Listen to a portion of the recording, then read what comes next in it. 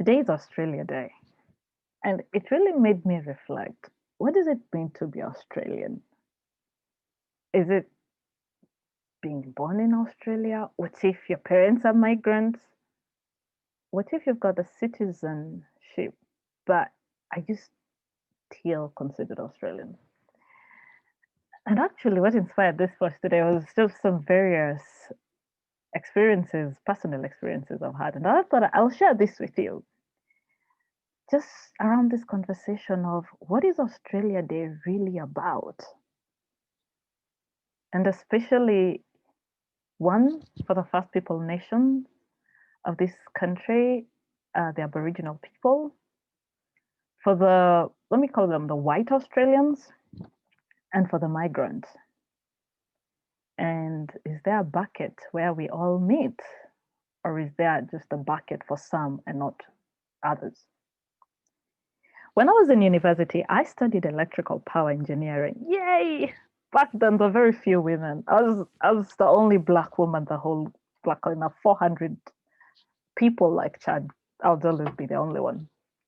And I remember I had this friend of mine. His name was David. To me, David looked white. All right. I was so new to the country that I didn't understand the fabric of the history of Australia. Seriously, till I met David. At one time, we're having a conversation with him. And the thing is, I'd always felt that David was different from the rest of the crew. I don't know why, but now I understand he had a different energy and a different vibration. One time, we're having a conversation with David, and he says to me, I am, I am part Aboriginal. I say, yeah, so what? He's like, I can't tell that to my white friends. Now, I was so new in the country, I didn't understand exactly what that was about. Now I get it. Now I do.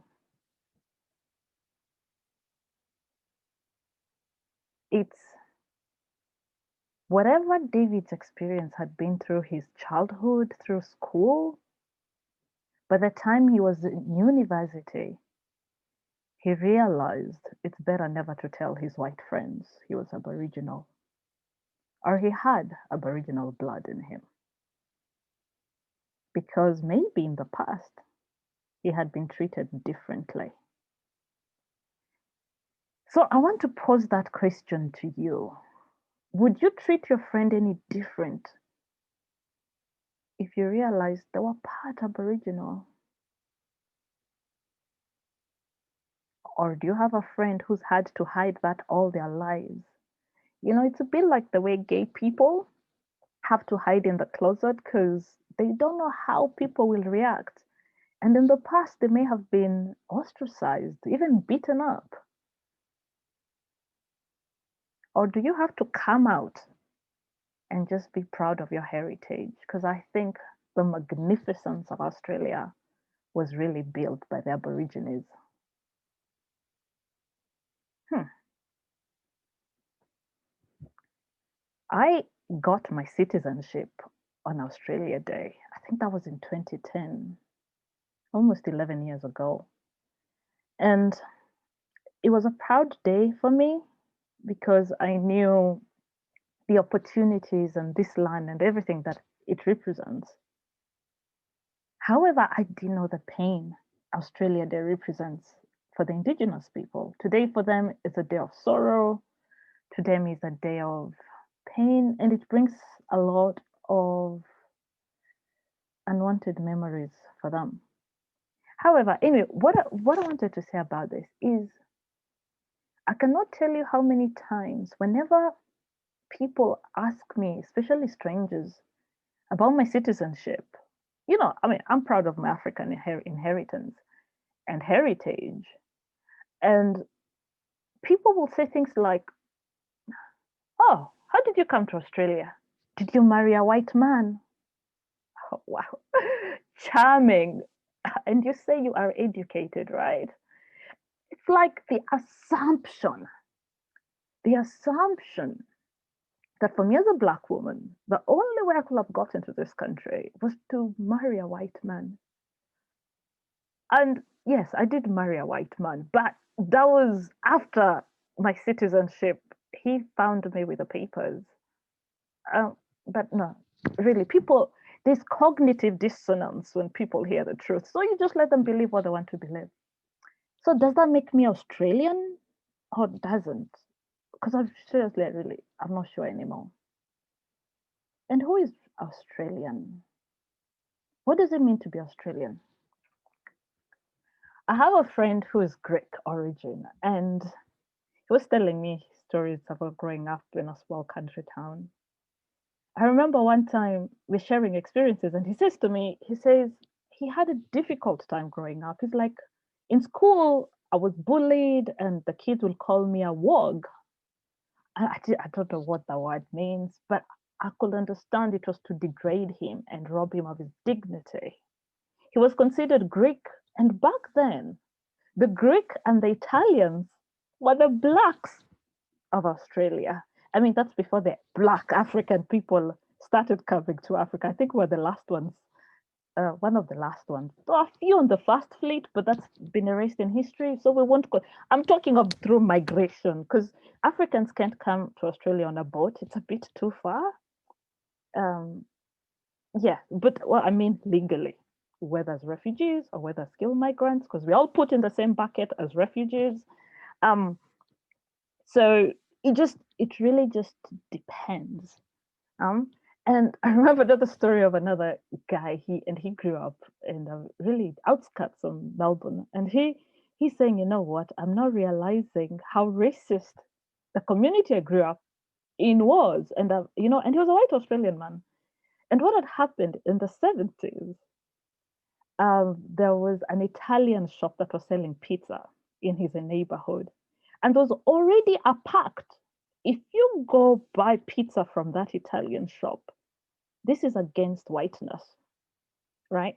This was this was considered a sellout, right? So once upon a time, the Greeks and Italians were the ones who were sidelined.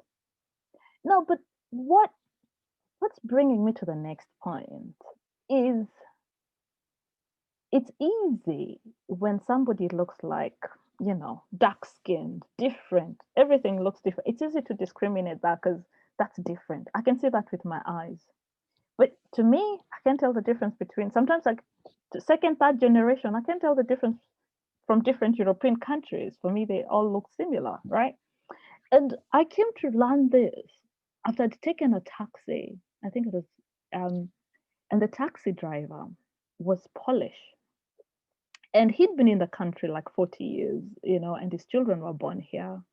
And we started sharing different experiences we'd had. And to be honest, he thought my English was good. Because he said, my English not so good. He grew up speaking Polish and he came to Australia when it was the only language he knew. And so he had to learn English in Australia.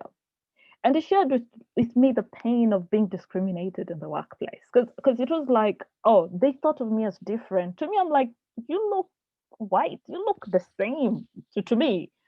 So I was surprised. He said no, because I had a Polish accent. I was always treated differently at work. I was pushed on the side. So when I was telling him the problems I was having, he's like, I get it, because I've been treated the same way. Oh, I was like, okay, yeah. But the only difference is with you, they don't need to talk to you to understand you're different from them. They look at you and they already assume you're different, right? So that's the pain. Now, this is the catch. This is the interesting thing. We know when you're going back. So, who is Australian? His children, who would be the second generation Australian, look white on the outside, 100% Australian accent. I mean, even African kids born here have Australian accent, but they still look black. Um, and what is interesting, the second generation do not experience any form of discrimination because they are considered white. Now, but their parents are Polish or their parents are from a part in Europe and they experience, or some even are like, they say if the mother was from like Vietnam and the father was white, yeah, the father was Vietnam, father was white, and the kid came out looking more white, They also, by the second, third generation, they don't experience that, what their parents went through. Now, this second generation are the ones I like to call as the ones who blend in. Now, in truth, are they Australian? Are they white? I don't know. That's not for me. What I'm trying to get at. Sometimes people who look like me will experience racism from the blenders in. But their parents know what it is to be on the receiving end. But out of the fear of being accepted and wanting to be told, you're one of us, you're white, you're Australian. Oh, no, a generation ago, you weren't. But for me, my next generation will look more like me, regardless of who I have the children with. My next generation will still look like me. Are they Australian or are they not? You see where the problem is? You see where I'm coming? You see where none of this makes sense? And if you're first generation white Australian and your parents experience some form of discrimination, then what right do you have to discriminate me? Because my children will also be first generation. They'll have Australian accents. Maybe, maybe not. I don't know. So you need to know what it feels like to be made to feel you're on the outside because you know better. Last but not least, I have lived on this land. I think I'll be celebrating 18 years in Australia. Yeah. And for me, I have found it to be such a holy land. I look at Australia as a holy land. And I didn't know the magnificence of Australia till I started spending some time with the Aboriginals up in Karratha. And they taught me more about nature, about the land, about the sacredness of this land. I consider myself Australian because I have a spiritual connection with the land. To be honest, I don't know if the people will ever accept people who look like us fully. At least we know there are those who do, but those who don't are the ones who make life very difficult, you know. You don't believe me? There's been a Black Lives Matter movement just to tell people not everybody who's allowed to walk in the bus. And what COVID has done is to make everyone experience what separation feels like. But people like me were already living like that. So actually, COVID has given us a break. Now you can order food and anyone could have ordered it online. So it doesn't change the quality of the food. But before, if I went to buy the food, the quality could change depending on who they're serving. Those are things you never have to think about if you've never experienced it. But that's what COVID has done for all of us. But going back to the holiness and the spiritual connection I've really come to this land. The ancestors of this land are felt. The other day I was driving through snowy mountains and I just looked through the valley and I said, oh my God, this is the magnificence of this land. You could feel the ancients in the valleys, in the waters, in the wind, in the trees. And I'm like, this is what the Aboriginals have done over the years. That's what makes Australia magnificent. Like such a magnificent country. What they've done over the hundreds and thousands of centuries, that is eternal. Yes, there's what we've done in the last 200 years, and it needs to be given its credit due. We can be honest, that also can be eradicated in one day. We've seen it with the bushfires, we've seen it with the floods.